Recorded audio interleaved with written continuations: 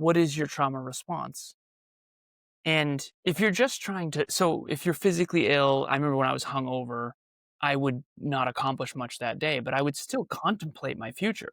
And I would say, Alan, what the Mhm. fuck are you thinking? Like, what are you doing? You get your shit together.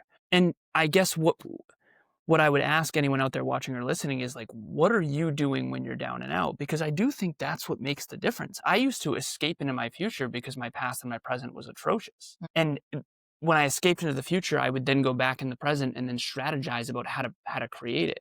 And I've always had my bright future was like a North Star that got me through the darkest times. Mhm. And I really feel like it can be for everybody. I think, and studies do show that when we have goals, we're trying to build something. Right. We go to our systems, our habits, what specific spreadsheets are going to help you do the computations for whatever it is.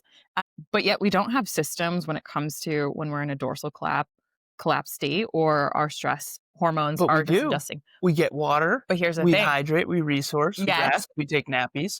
Okay. 100%. We I have a whole for sure. system. Body has a system, but what I find is that most people, when they're in those states of overwhelm or stress, they're not necessarily going towards a specific tool other than their Yeah. phone, which I would argue is not a tool in that state. And so one of the things that comes up to me is the tool of just a journaling practice when you're in a dorsal world-class. collapse state that allows that reflective thinking and quite literally reallocates the molecules that are in your brain to different areas of your brain so Problem that you is can bring it people back don't online. want to journal when they're in a No! negative state, but Most that's people when you don't. should do it most. But that's the system that will help build you or bring you back up the ladder.